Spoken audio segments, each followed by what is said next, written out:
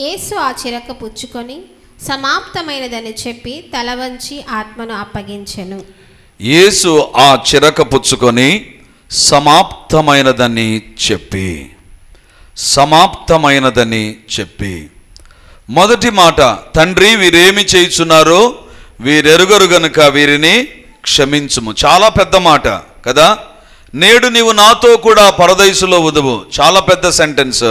తండ్రి నీ చేతికి నా ఆత్మను అప్పగించున్నాను, చాలా పెద్ద సెంటెన్స్. ఏలి ఏలి లామా సబక్తాని, చాలా పెద్ద సెంటెన్స్. కానీ ఆరో మాట చాలా సింపుల్గా ఒకే ఒక పదము, సమాప్తమైనది. దేవుని బిడ్డలారా, అసలు దాని ముందు లేదు, దాని వెనక ఏమి ప్రభు యాడ్ చేయలేదండి. ఇది సమాప్తమైందని చెప్పలేదు, ఇప్పుడు సమాప్తమైందని చెప్పలేదు. సింపుల్గా ఒక మాట అంటున్నాడు, సమాప్తమైనది. ఏమి సమాప్తమైంది, ఎప్పుడు సమాప్తమైంది, ఎందుకు సమాప్తమైందో ఈరోజు దేవుని యొక్క వాక్యంలో నుంచి మనం చూడబోతున్నాం. దేవుని బిడ్డలారా, ఇప్పుడు ఏదో ఒకటి ముగించబడినప్పుడే ఆ మాట చెప్తాం మనం. ఏదో ఒక ముగించబడితేనే. ఎప్పుడు సమాప్తమైంది? నిన్నటి దినాన మధ్యాహ్నం 12:30కు 10th క్లాస్ పిల్లలందరూ ఏమని చెప్పింటారు? 10th క్లాస్ సమాప్తమైంది కదా, సమాప్తమైందని చెప్పి వేరొక దానికి పలికింటారు ప్రారంభం. కొంతమంది సినిమాలకు ప్రారంభం పలికింటారు, కొంతమంది నిద్రకు, కొంతమంది బిర్యానీకి ప్రారంభం పలికింటారు. దేవుని బిడ్డలారా, మరి ప్రభువా నీకేం సమాప్తమైంది? నువ్వేం 10th క్లాస్ కాదు కదా, నువ్వు సిలువలో వేలాడుతుంటున్నావు, ఏం సమాప్తమైంది అంటే దేనికోసమో ఒక దానికోసం సిలువపైకి వెళ్ళినట్లుగా, అదేదో అక్కడ ముగించబడినట్టుగా, అందుకోసం ప్రభు ఈ మాట చెప్పినట్టుగా మనకు అనిపిస్తుంది కదా. దేవుని బిడ్డలారా, అవును, కొన్ని సమాప్తము చేశాడు ప్రభు. ఇక ఎవ్వరూ దాన్ని టచ్ చేయాల్సిన పని లేదు, అంత కంప్లీట్గా వాటిని ముగించాడు. అందుకే ప్రభు అంటున్నాడు సమాప్తమైనది. దేవుని బిడ్డలారా, ఇది మొట్టమొదటిగా వాడేటువంటి స్థలం ఏంటి తెలుసా?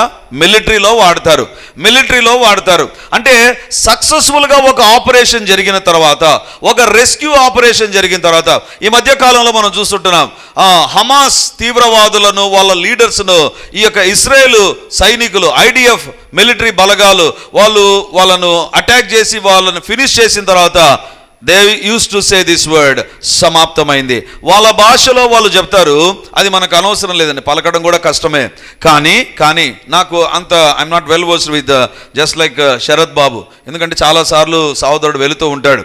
దేవుని బిడ్డలారా, సో ఇక్కడ గమనిస్తే ఒక మిలిటరీ ఆపరేషన్ వాళ్ళు అనుకున్నటువంటిది కరెక్ట్గా జరిగినప్పుడు వాడేటువంటిదే ఈ యొక్క పదజాలం, సమాప్తమైనది. ఇప్పుడు నాకు అనిపించింది, ఏ పదజాలాన్ని బట్టి మాట అన్నావు? ఏ మిలిటరీ ఆపరేషన్ జరిగింది? ఎవరిని నువ్వు రక్షించావు ప్రభా? ఏమి రక్షణ కార్యం చేసావు నువ్వు? దేవుని బిడ్డలారా, అదేదో ప్రభు జరిగించినట్టుగా ప్రభు మాట్లాడుతుంటున్నాడు. దేవుని బిడ్డలారా, మనిషి జీవితంలో కొన్ని వేల సంవత్సరాల నుంచి ఒక పరిస్థితిలో మనిషి నలిగిపోతున్నాడు. అదేంటి తెలుసా? ఆదికాండం 3వ అధ్యాయం 15వ వచనం. మరియు నీకును స్త్రీకిని నీ సంతానమునకును ఆమె సంతానమునకును వైరము కలగజేసేదను, అది నిన్ను తల మీద కొట్టును, నీవు దానిని మడమ మీద కొట్టుదువు అని చెప్పెను. నీవు దానిని మడిమ మీద కొట్టుదువు. దేవుని బిడ్డలారా, సాతానుకునేటువంటి స్వభావం ఏంటంటే ఏదో ఒక రకంగా నీ జీవితాన్ని అటాక్ చేయాలని చూస్తాడు. అది పుట్టినప్పటి నుంచే ఆ ప్రక్రియ ప్రారంభిస్తూ ఉంటాడండి. దేవుని బిడ్డలారా, నేను చిన్న బిడ్డగా ఉన్నప్పుడు కొన్ని నెలల బిడ్డగా నేను ఉన్నానంట. అంటే అప్పుడే మా అమ్మ డ్యూటీలో జాయిన్ అయిపోయారు. తను హాస్పిటల్లో పనిచేసేటువంటి సమయం అదే. తను డ్యూటీలో జాయిన్ అయిపోయిన తర్వాత మా అవ్వ నన్ను చూసుకునేటువంటిది. మా అమ్మ డ్యూటీకి వెళ్ళిపోయిన తర్వాత ఒకరోజు మధ్యాహ్న సమయం అనుకుంటాను, మా బంధువు ఇంటికి వచ్చారండి. ఇంటికి వచ్చి నేను ఉయ్యాల్లో పడుకున్నానంట. లోపల మా అవ్వగారు వంట పనిలో ఆమె నిమగ్నమై ఉన్నారు. ఎవరు లేరు ఇంట్లో, ఎవరి పని మీద వాళ్ళు బయటికి వెళ్ళిపోయారు. నేను అలా పడుకున్నాను హాల్లో. మా అవ్వగారు లోపల ఉన్నారు, పని చేసుకుంటూ ఉన్నారు. మా బంధువు ఒక ఆమె వచ్చారండి. ఆమె చాలా పిచ్చి పట్టిన స్త్రీ. ఆమె చాలా పెద్ద బొట్టు పెడుతుంది. ఇంటిలో నుంచి సంవత్సరానికి ఒకసారి ఆమె బయటికి వెళ్తే కొన్ని నెలలు రాదు. కొన్ని కొండలు ఎక్కి దిగి వచ్చేటువంటి స్త్రీ, నడిచేది కూడా మామూలు రోడ్లో నడవదు. అలాంటి స్త్రీ సడన్గా మా ఇంట్లోకి వచ్చినప్పుడు ఆ ఉయ్యాల్లో నేను ఉన్నానంట. నన్ను చూసి ఆమె ఏం చేసింది తెలుసా?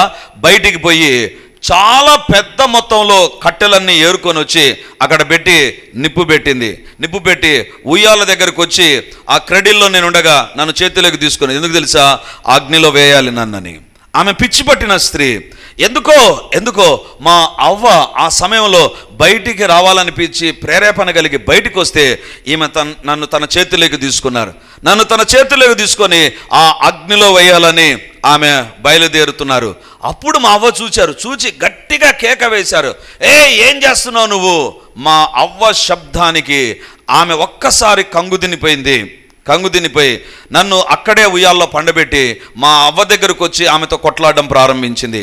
ఆ రోజు సాతాను అనుకున్నాడు సుధీర్ను కంప్లీట్ చేయాలి. ఆ యొక్క ఉయ్యాలలో ఉన్నప్పుడే సుధీర్ను కంప్లీట్ చేయాలి. That was the machine of the devil. సాతాను మన చిన్న పిల్లలు మొదలుకొని పెద్దవారి వరకు ఎవ్వరు లేరండి అక్కడ. ఆదాము హవ్వలు ఉండగా వాళ్ళిద్దరిని అటాక్ చేశాడు. ఎవ్వరు లేని స్థలంలో నన్ను అటాక్ చేశాడు. ఎవ్వరు లేని స్థలాల్లో మన పిల్లలు ఉంటారు, లేకపోతే మనకు దూరంగా ఉంటారు, లేకపోతే భార్య భర్తకు దూరంగా ఉండొచ్చు, భర్త భార్యకు దూరంగా ఉండొచ్చు. సాతాను ఒక మిషన్ పెట్టుకొని ఉన్నాడు, ఏదో ఒక రకంగా నేను కంప్లీట్ చేయాలి.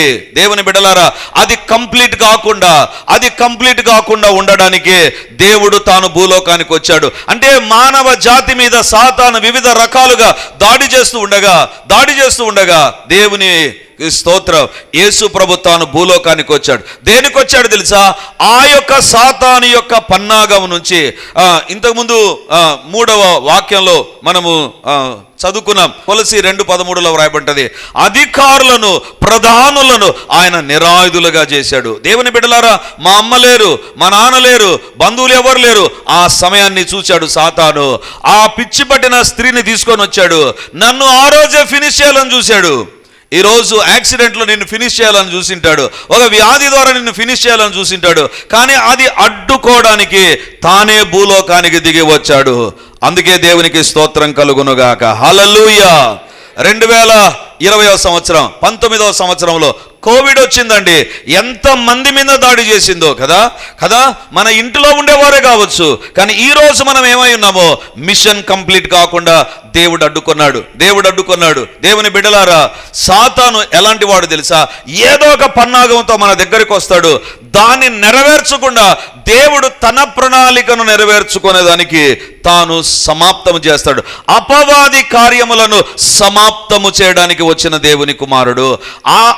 అంటే హవ్వ మొదలుకొని అందరి మీద సాతాను కన్నేసి ఏదో ఒక భయంకరమైన పరిస్థితిలో మనల్ని అంతు చూడాలని చూస్తుండగా దేవుడు అనుకున్నాడు, అది జరగకుండా నేను చూస్తా. వాక్యాన్ని వింటున్న దేవుని బిడ్డలారా, మిషన్ కంప్లీటెడ్ అన్నప్పుడు మాత్రమే ఈ పదజాలం వస్తుంది, సమాప్తమైనది.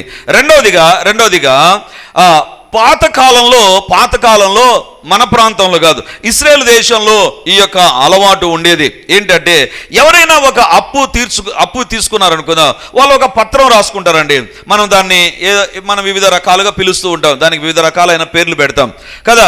సో ఒక అప్పు తీసుకున్న తర్వాత నా దగ్గర ఇంత అప్పు తీసుకున్నాడు అని అప్పుడు ఒక బాండ్ పేపర్ మీద రాసుకుంటాం. రాసిన తర్వాత అప్పు తీర్చిన తర్వాత మనం ఏం చేస్తాం తెలుసా? చించేస్తాం మామూలుగా కొంతమంది. కానీ కొంతమంది పాతకాలంలో ఏమని చేసేవారంటే చించేయకుండా ఫస్ట్ దాని కింద రాశారు, సమాప్తమైంది. అంటే నేను ఏదైతే బాకీ ఉన్నానో ఆ బాకీ ఎప్పుడైతే తీర్చబడతాదో తీర్చబడినప్పుడే కింద రాసే పదం ఏంటి తెలుసా? సమాప్తమైంది. అంటే ఇక బాకీకి సంబంధం లేదు, బాకీ ఇతని జీవితంలో సమాప్తమైంది. 2026 సంవత్సరాల క్రిందట దేవుడు శిలువలో చేసింది అదే. నీవు తప్పు చేసి ఉండగా సాతాను ఒక చిట్ట రాసి పెట్టాడు, ఈ తప్పు సుధీర్ చేశాడు, ఇది కలగాలి, ఈ తప్పు పలానా సహోదరుడు చేశాడు, చర్చికి వస్తూ దేవుని తెలుసుకుంటూ ప్రభు బలలో పాలు పంపులు ఈ తప్పు చేశాడు, ఇదిగో తెలిసి తప్పు చేశాడు, ఇదిగో ఇన్ని తప్పులు చేశాడు, దీనికి ఇంత శిక్ష రావాలి అని రాసి పెట్టి ఉంటాడండి. అందుకే దాన్నే కొలసి 2:14లో మనకు విరోధముగా ఉన్న రుణపత్రము. ఆ శిలువలో ఏం చూశాడు తెలుసా దేవుడు? దేన్ని చూశాడంటే ఒక రుణపత్రం, నువ్వు చేసిన తప్పు, నీ పూర్వీకులు చేసినటువంటి తప్పు లెక్క కట్టి సాతాను అంటున్నాడు, ఇది జరగాలి, ఈ శిక్ష రావాలి. మార్టిన్ లూథర్ అంటే సంఘ సంస్కరణకర్త, రిఫర్మేషన్ చేసినటువంటి మార్టిన్ లూథర్ తాను బైబిల్ను చదివి, బైబిల్ ఆ దినాల్లో కేవలము ఆ పాదిర్ల దగ్గరే ఉండేటువంటిది, ఫాదర్స్ దగ్గరే ఉండేది, అందరి దగ్గర ఉండేది కాదు. సో అప్పుడు ఆయన ఒక తీర్మానం చేసుకున్నాడు, బైబిల్ దేవుడు అందరి కోసం రాయించాడు, ఇది కొందరి కోసమే ఉంది కాబట్టి అందరి చేతుల్లోనికి బైబిల్ రావాలని ఒక ఉద్యమాన్ని ప్రారంభించాడు. ప్రారంభిస్తే దేవుని బిడ్డలారా, అప్పుడున్నటువంటి మతాధికారులు పెద్దలు ఏం చేశారు తెలుసా? మార్టిన్ లూథర్ను చంపాలని చూశారు. అందరు కట్టగలిసి మార్టిన్ లూథర్ చంపాలి, ఎందుకంటే అందరికీ నచ్చింది బైబిల్ మా దగ్గర ఉండాలి. అందరూ కూడా ఒక్క తాటిపైకి వచ్చారు, బైబిల్ మాకు కావాలి, బైబిల్ మాకు కావాలి. అంటే బైబిల్ కొంతమంది దగ్గర ఉండేటువంటి దాన్ని అందరి దగ్గరికి తీసుకురావాలని మార్టిన్ లూథర్ ప్రయత్నం చేయగా, మార్టిన్ లూథర్ను చంపాలని దేవుని సేవ చేసేవారే డిసైడ్ అయిపోయారు. అప్పుడు మార్టిన్ లూథర్ చాలా దిగులు పడ్డాడు, బాధపడ్డాడు. నేనేం తప్పు చేశాను? బైబిల్ అందరి దగ్గర ఉండాలనుకున్నాను. బైబిల్ ఎవరు కావాల్సిన వాళ్ళు కొనుక్కుంటారు, మీ దగ్గర ఉన్న బైబిల్ తీసి ఇవ్వమని చెప్పలేదు కదా నేను, ఎవరు బైబిల్ వాళ్ళు కొనుక్కుంటారు అనేటువంటి తలంపుతో నేను చేసింది ఏం పని, నన్ను ఎందుకు వీళ్ళు చంపాలనుకుంటున్నారు అనేటువంటి తలంపుతో చాలా దిగులు పడి ఆలోచన చేసి నిద్రపోతే ఆ నిద్రలో ఒక కళ వచ్చిందంట. ఆ కళలో ఏంటి తెలుసా? సాక్షాత్తు లూసిఫరే ఎదురుగా వచ్చాడు. మార్టిన్ లూథర్, ఏంటి చాలా రెచ్చిపోతున్నావు, బైబిల్ అందరి దగ్గర ఉండాలని, అసలు నువ్వు ఎవరు తెలుసా? ఒకసారి చూడు ఈ పక్క అని తన దగ్గర ఉన్న చిట్టా ఓపెన్ చేశాడు. ఓపెన్ చేస్తే పలానా దినాన పలానా సమయంలో మార్టిన్ లూథర్ ఈ తప్పు చేశాడు. It was recorded. ఆ చిట్టా మొత్తం అక్కడ కనపడుతుంది. ఆ చిట్టా మొత్తం అక్కడ కనపడుతుండగా దేవుని బిడ్డలారా, మార్టిన్ లూథర్ వణికిపోయాడు. అవును కదా, నేను ఇవన్నీ తప్పులు చేశాను, ఈ తప్పులు నేను చేసినటువంటి వ్యక్తిగా నేనేంటి ఏదో పెద్ద ఫీల్ అయిపోతానని కలలో అనుకుంటున్నాడు. కలలో ఇది జరుగుతుంది. అప్పుడు ఏడుస్తూ ఉంటే ప్రక్కన లూసిఫర్ గట్టిగా నవ్వుతున్నాడంట. ఏంటి బైబిల్ తెస్తావా? ఇన్ని తప్పులు నీ దగ్గర ఉన్నాయి, నీ దగ్గరే ఇంత రోత ఉంది, నువ్వే ఇంత పనికిమాలిన వ్యక్తివి, నువ్వేంటి ఏదో ఉద్యమాన్ని స్టార్ట్ చేసావు, ఏదో గొప్ప పని చేయాలనుకుంటున్నావు. దేవుని బిడ్డలారా, అప్పుడు మార్టిన్ లూథర్ ఏడుస్తున్నాడు, అయ్యో నేను పాపిని, అవును ఈ తప్పులు చేశాను అని ఏడుస్తూ ఉండగా అప్పుడు మార్టిన్ లూథర్లో ఒక వేదన ప్రారంభమైంది. అవును, నేను ఈ పాపాలని దేవుని దగ్గర ఒప్పుకున్నాను కదా. అప్పుడు దేవుడు ఆ కలలో మాట్లాడుతున్నాడు, మార్టిన్ లూథర్, అది సాతాను చూపించే చిట్ట, కింద ఒకటి రాశాను చూడు, సమాప్తమైంది.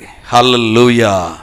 దేవుని బిడ్డలారా, నీ పాపాన్ని నువ్వు ఒప్పుకున్న తర్వాత అపవాది చేసే పాడు పని ఏంటి తెలుసా?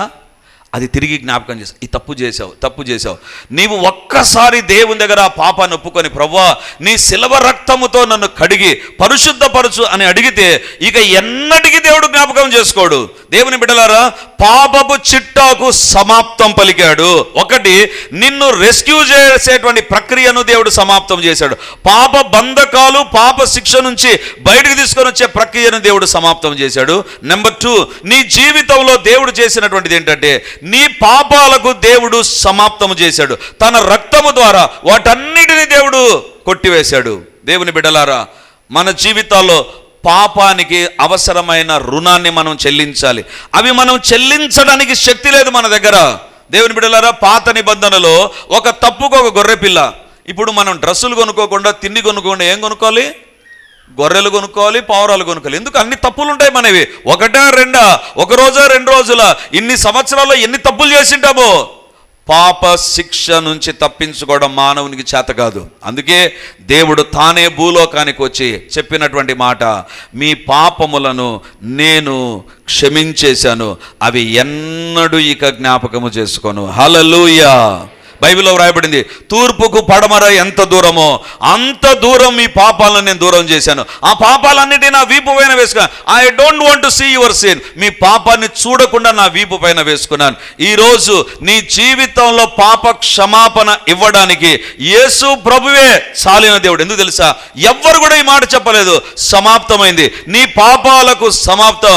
నీకు వ్యతిరేకంగా ఉన్నటువంటి ఆ యొక్క పత్రాన్ని దేవుడు శిలువకు మేకులతో కొట్టి సమాప్తమైంది అని చెప్పాడు. కాబట్టి క్రైస్తవ్యములో ఈరోజు ఒక నిరీక్షణ ఉంది, నీ తప్పులను దేవుడు సమాప్తం చేయగలడు. చప్పట్లు కొట్టి దేవుని మహిమపరుస్తాం. హల్లెలూయా. అందుకే బైబిల్లో వ్రాయబడింది, పాపములను క్షమించుటకు మనుష్య కుమారునికి మాత్రమే భూమి మీద అధికారం కలదు. మొదటిగా దేనికి సమాప్తం? సాతాను దాడి, సాతాను యొక్క అటాక్ సమాప్తం. రెండవదిగా సాతాను ఉంచిన పత్రానికి దేవుడు సమాప్తం పలికాడు. మూడవదిగా దేవుని బిడ్డలారా, యేసు ప్రభు జీవితాన్ని మీరు చూస్తే, యేసు ప్రభు జీవితం ఎలాంటిది తెలుసా? నీలాంటి నాలాంటి జీవితమే కాదు. Of course is a just like you and మీ.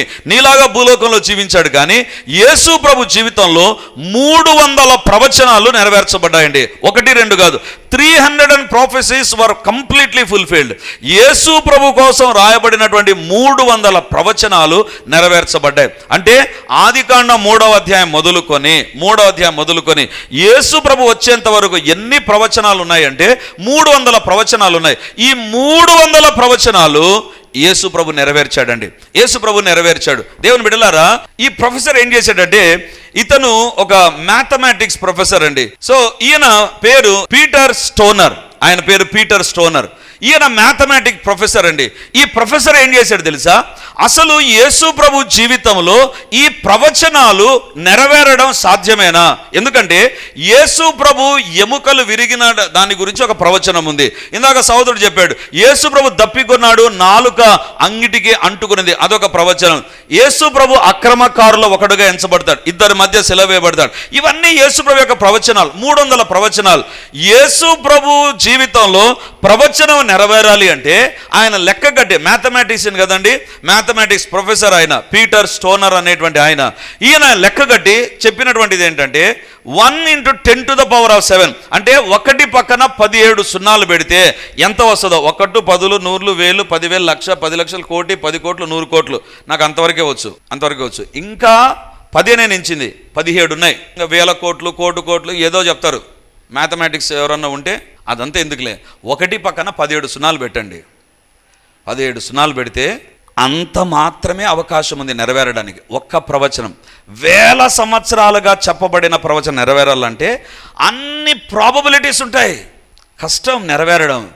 కానీ యేసు ప్రభు దగ్గర 300 ప్రవచనాలు మొత్తం నెరవేరిపోయాయి. యేసు ప్రభు ఎవరు తెలుసా? అందుకే బైబిల్లో వ్రాయబడింది, ఆయన ప్రవచన సారం. ప్రతి ప్రవచనం ఆయన గురించి చెప్పబడింది, ప్రతి ప్రవచనం నెరవేర్చబడింది. హల్లెలూయా. నీ దేవుడు ఎవరు తెలుసా? 1 కాదు, 2 కాదు. ఆయన గురించి ఆదికాండం మొదలుకొని యేసు ప్రభు రాకడ వరకు ఉన్న ప్రతి ప్రవచనాన్ని దేవుడు నెరవేర్చాడు. దేవుని బిడ్డలారా, ఒక వ్యక్తి జీవితంలో 8 ప్రవచనాలు నెరవేరాలంటే 10⁻17, 8 ప్రవచనాలు నెరవేరాలంటే 300 ప్రవచనాలు నెరవేరడం ఇంపాసిబుల్ అని చెప్పేశారు వాళ్ళు. ఇంపాసిబుల్. కానీ ఇవన్నీ యేసు ప్రభువులో నెరవేరాయి. ఎందుకు తెలుసా?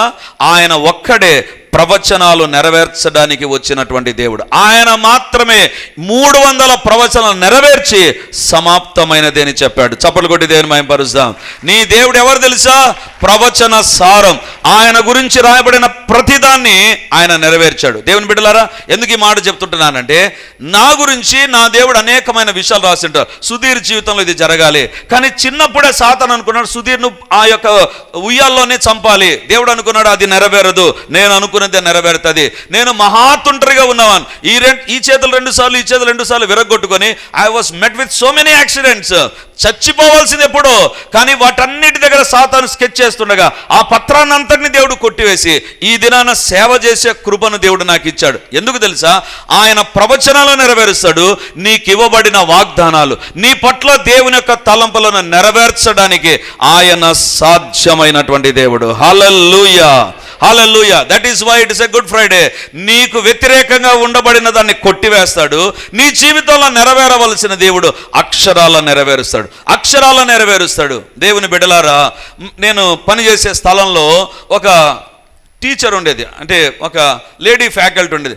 ఆమె మహా తెలివిపర్రాలు. ఎలాంటి తెలివిపర్రాలు అంటే సబ్జెక్ట్ రాదు, కానీ ఎదుటి వ్యక్తిని భయపడిస్తాడు. ఆ వ్యక్తి యొక్క వీక్నెస్ ఏదో కనుక్కుంటుంది. ఆ వ్యక్తి ఏదైనా ఒక తప్పు చేశాడంటే కనుక్కుంటుంది. ఇంకా దాన్ని పట్టుకొని అతన్ని బ్లాక్మెయిల్ చేయడం ప్రారంభిస్తుంది. సో అందరి దగ్గర ఏం చేసేదంటే పని చేయించుకుండేది. ఏమైనా చెప్పు, బెదిరించి ఏదో ఒక రకంగా చేసి, మీరు ఇట్లా చేశారు, అట్లా చేశారు, నాకు మీ గురించి తెలుసు అని ఏవేవో చెప్పేది. కానీ ఒకరు దొరకలేదు, నేను ఒక్కనే దొరకలేదు. ఎప్పుడు నా ఎదుట కూర్చొని, సార్ మీరొక్కరే నాకు దొరకలేదు సార్, మీరొక్కరే నాకు దొరకలేదు సార్. నేను చాలా నవ్వుకుంటానే, నేను అస్సలు దొరకను మేడం నీకు అన్నాను. ఒకరోజు ఆమె ఎవరు లేనప్పుడు నా ఎదురుగా పెద్ద టేబుల్ ఉంటే ఆ టేబుల్ ఆ పక్కన కూర్చోంది. సార్ ఏమన్నారు మీరు, నాకు దొరకరా అని నా నాలుక చూడండి, నాలుక బయటికి పెట్టిందండి, ఇట్లా బయటికి పెట్టింది. ఏంటి ఒక దేవతలాగా బయటికి పెట్టింది ఆమె. చూడండి అనింది. ఎందుకు మేడం, ఏం చూడాలి, నాలుక ఏ చీర నా చూడడానికి, నాలుక కదా అన్నాను. చూస్తే నా నాలుక మీద ఏముందో తెలుసా అనింది. ఏముంది మేడం అన్నా. మచ్చలున్నాయి, నేను ఏం చెప్పినా నెరవేరుతుంది, జాగ్రత్త సార్, నా మాట వింటేనే మంచిది, లేకపోతే నేను ఏదన్నా చెప్పినానంటే అది ఖచ్చితంగా నెరవేరుతుంది సార్, నాతో ఆటలాడుకోవద్దు అనింది. అంతవరకు చాలా జోయల్గా తీసుకున్నా ఆ రోజు అన్న. ఈరోజు చెప్తున్నా మేడం, నువ్వు చెప్పింది ఏది వినను. నీ నాలుక పవర్ఫుల్లో, నేను పవర్ఫుల్లో ఈరోజు తెలిపోవాలి. ఏం సార్ ఆ మాట అంటావు, నేను ఇట్లా అంటే వాళ్ళకి ఇది జరిగింది, నేను ఇట్లా అంటే వాళ్ళకి ఇది ఏమన్నా జరిగినాయి మేడం, ఏమన్నా జరిగింది, వాళ్ళకి జరిగిండొచ్చు, సుధీర్కు జరగదు. చూద్దామా సార్ అనింది. ఓకే చూద్దాం. బస్తీ మే సవాల్ అన్నట్టు రూమ్లో సవాల్, టేబుల్ దగ్గర సవాల్ అన్నాను. ఆమె అనింది, సార్ నాతో పెట్టుకుంటున్నారు, మంచిది కాదు, నా నాలుక చాలా చెడ్డది సార్, నా నాలుకలోంచి మాట వచ్చిందంటే అది నెరవేరుతుంది. ఏమన్నా మాట్లాడుకో మేడం, రాసి పెట్టుకో, ఏం పర్వాలేదు అన్నాను.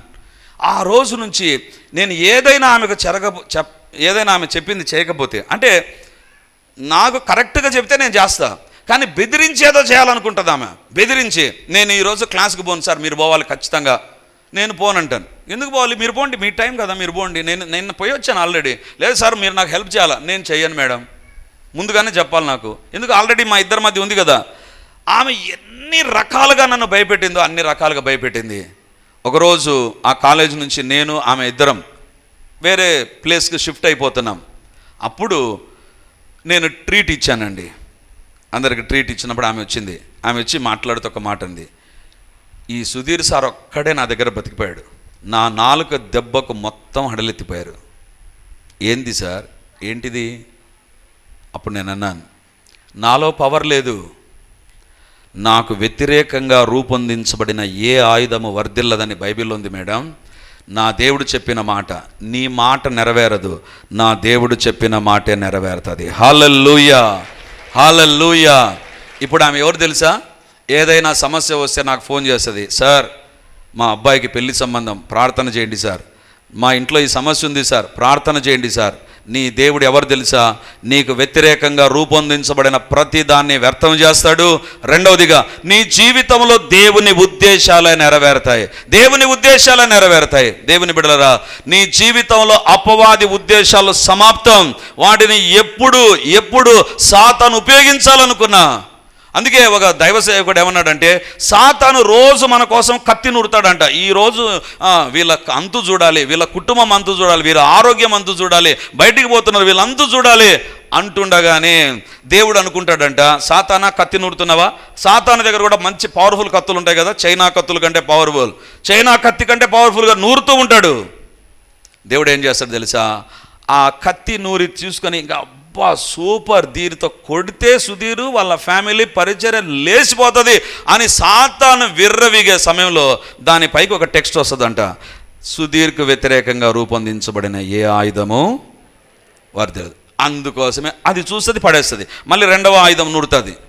దేవుని బిడ్డలారా, నీ దేవుడు నీకు వ్యతిరేకంగా రూపొందించబడిన ప్రతి ఆయుధాన్ని సమాప్తము చేసినటువంటి దేవుడు. చప్పట్లు కొట్టి దేవుని మహిమపరుస్తాం. చివరిదిగా యేసు ప్రభు ఎందుకు ఆ మాట అన్నాడంటే, యేసు ప్రభు చనిపోయిన తర్వాత ఒక కార్యం జరిగిందండి. ఆ దేవాలయంలో ఒక తెర ఉండేటువంటిది, ఆ తెర రెండుగా చిరిగిపోయింది. అంటే దేవుడు ఏం చేశాడంటే, పాత నిబంధనలో కేవలము యాజకులు మాత్రమే ఆ యొక్క ప్రత్యక్ష గుడారంలో అతి పరిశుద్ధ స్థలములో సంవత్సరానికి ఒక్కసారి వెళ్ళి దేవుని దగ్గర ప్రార్థన చేసేవారు. కాబట్టి ఎవరు వెళ్ళరు, ప్రజలందరూ బయట స్థలంలో ఉంటారు, బయట బహిరంగ ప్రదేశం ఉంటుంది, అది ప్రజలందరూ ఉండేటువంటిది. ఆ తర్వాత పరిశుద్ధ స్థలం, ఆ తర్వాత అతి పరిశుద్ధ స్థలం. దీనికి మధ్యలో ఒక తెర ఉంటుందండి. పరిశుద్ధ స్థలానికి అతి పరిశుద్ధ స్థలానికి మధ్యలో తెర ఉంటుంది. ఎప్పుడైతే యేసు ప్రభు చనిపోయాడో ఇప్పుడు ఆ తెరకు దేవుడు సమాప్తం పలికాడు. ఆ తెరకు దేవుడు సమాప్తం పలికాడు. ఏంటంటే ఇప్పుడు నేను వేరొకరి పైన ఆధారపడి, వేరొకరి పెన్ను పైన ఆధారపడి, వేరొకరి ఆయిల్ పైన ఆధారపడి దేవుని దగ్గరకు రావడానికి వీల్లేదు. ఒక్కటే ఒకటి, డైరెక్ట్గా దేవుడు అంటారు, నా నామమున మీరు నన్ను ఏమడిగినా అది చేస్తా. నా నామమున మీరు, ఇంతకుముందు యాజకుడు వెళ్ళి ప్రార్థన చేయాలి, యాజకుడు వెళితేనే. దేవుని బిడ్డలారా, ఈరోజు దేవుడు అడుగుతుంటున్నాడు, you are having a direct access. ఇంతకుముందు it was an indirect access. యాజకుని చెప్పాలి, అతడు పరిశుద్ధ స్థలంలోనికి వెళ్ళాలి. ఒకవేళ పాపం చేశాడా చచ్చిపోతాడు అక్కడ. అతని చైన్తో బయటికి లాగేటువంటి వరకు, తాడుతో బయటికి లాగేవారు. అయిపోయింది ఇంకా. దేవుని బిడ్డలారా, ఈ రోజు అలాంటి లేదు. ఎక్కడ 2-3 కూడి నా నామమున ప్రార్థన చేస్తారో అక్కడ నేను ఉంటా. నీ ఇంటిలో నువ్వు ప్రార్థన చేస్తుండగా దేవుడు ఏం చేస్తాడో తెలుసా? Direct access. దీన్నే టెక్నికల్గా ఏమంటారో తెలుసా? హాట్ లైన్ అంటారు. హాట్ లైన్ అంటే మామూలుగా ఏదైనా ఆఫీసర్కి ఫోన్ చేసినా ఫస్ట్ వాళ్ళ పిఏకి పోతుంది. వాళ్ళ పిఏకి నచ్చితేనే మనకు కనెక్ట్ అయిపోతుంది. లేకపోతే ఒకటి ఉంటుంది, మనం గ్యాస్ బుక్ చేసేటప్పుడు ఉంటుంది కదా, ఈ మధ్య గ్యాస్ కొరత ఉంది కదా, బుక్ కావడంలా. గ్యాస్కి బుక్ చేసినప్పుడు డైరెక్ట్గా ఆఫీస్కి వెళ్ళి హలో మేము Indian gas, HP gas, Bharat gas అని చెప్పరు. వాళ్ళు ఎవ్వరు ఉండరండి, సిస్టమే దాన్ని తీసుకుంటుంది. బుక్ చేసుకోవాలా ఒకటి నొక్కండి, తెలుగులో కావాలా ఒకటి నొక్కండి, ఇంకా అన్ని నొక్కమని చెప్తా ఉంటుంది. డైరెక్ట్గా పోదు. హాట్ లైన్ అంటే ఏంటి తెలుసా? ఎక్కడ ఉన్న డైరెక్ట్గా వెళ్ళిపోతుంది. Only the so called VIPs will have that. కేవలము చాలా ప్రముఖులకు మాత్రమే హాట్ లైన్ ఇస్తారు. అంటే ఎక్కడ నుంచైనా మోడీ గారు కానీ చంద్రబాబు నాయుడు గారి డైరెక్ట్లీ దే కెన్ యాక్సెస్. డైరెక్ట్గా వాళ్ళకు ఉన్నటువంటి సోర్స్ అది. నీవు చంద్రబాబు నాయుడు కాలేవు, నేను మోడీని కాలేను. కానీ ఒకటి మాత్రం వాస్తవం, నువ్వు యేసు ప్రభుని అంగీకరించి ప్రార్థన చేస్తే you will have a direct access to the heaven. పరలోకానికి నువ్వు అనుసంధానం చేయబడతావు. ప్రభువా ఇక్కడ నా కష్టం ఉంది ప్రభువా అని నువ్వు చెబుతుండగానే పరలోకంలో దేవుడు, అవునా Sudheer, I will come down, నా దూతలు పంపుతాను, నా వాగ్దానం నెరవేరుస్తాను. ఇండైరెక్ట్ కనెక్టివిటీకి సమాప్తం పలికాడు. డైరెక్ట్ ఎంట్రీ ప్రభు ఇచ్చాడు. అందుకోసమే this is a Good Friday for us. చప్పట్లు కొట్టి దేవుని మహిమపరుస్తాం ఈరోజు. అందుకే నువ్వు ప్రార్థన చేయాలి. నీ ఇంటిలో నువ్వు ప్రార్థన చేయి. వేరొకరిపైన ఆధారపడొద్దు. దైవ సేవకులపైన ఆధారపడడం తప్పని నేను చెప్పను, కానీ నువ్వు ప్రార్థన చేయకుండా, నీకు ఇవ్వబడిన హాట్ లైన్ ఉపయోగించకుండా మాత్రం ఉండొద్దు. దేవుని దగ్గర ప్రార్థన చేయి. దేవుడు నీ ప్రతి అవసరమును తీర్చునుగాక. ఆమేన్. మన జీవితాల్లో అపవాది క్రియలను ప్రభు సమాప్తం చేయనట్లుగా, రెండవదిగా మనకు వ్యతిరేకంగా ఉన్నటువంటి పాప రుణపత్రాన్ని దేవుడు సమాప్తి చేసి ఉండగా, దేవుని బిడ్డలారా, ఈ సమయంలో నీకు వ్యతిరేకంగా సాతాను ఏవైనా మాట్లాడుతున్నావు, కలలో మాట్లాడవచ్చు, నువ్వు ఇది చేసావు, అది చేసావు, ఈ తప్పు జరిగింది, ఇది జరుగుతుందేమో, ఒక భయం, ఒక ఆందోళన, ఒక చింత నీ జీవితంలో ఉన్నట్లయితే సమాప్తము చేసిన దేవుని వైపు చూడు. నీకు వ్యతిరేకంగా రూపొందించబడిన ఏ ఆయుధం వర్ధిల్లదు. ఒకవేళ నువ్వు చేసిన తప్పులు అవి ఒప్పుకొని తప్పులైతే అదొక పత్రముగా ఉంటాయి. దేవుని దగ్గర ఒప్పుకున్నవా, దాని కింద ప్రభు రాస్తాడు, సమాప్తమైంది. నీ జీవితంలో ఎన్ని వాగ్దానాలున్నా అన్నిటిని నెరవేర్చడానికి ఆయన శక్తిమంతుడై ఉన్నాడు.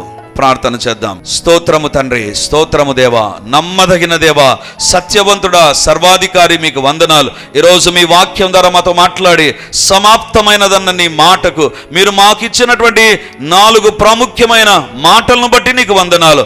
అవును తండ్రి, మాకు వ్యతిరేకంగా ఉన్నటువంటి సాతాను దాడి నుంచి మమ్మల్ని రెస్క్యూ చేసి ఆపరేషన్ మిషన్ కంప్లీట్ చేసావు ప్రభువా, నీకు స్తోత్రాలు చెల్లిస్తున్నా.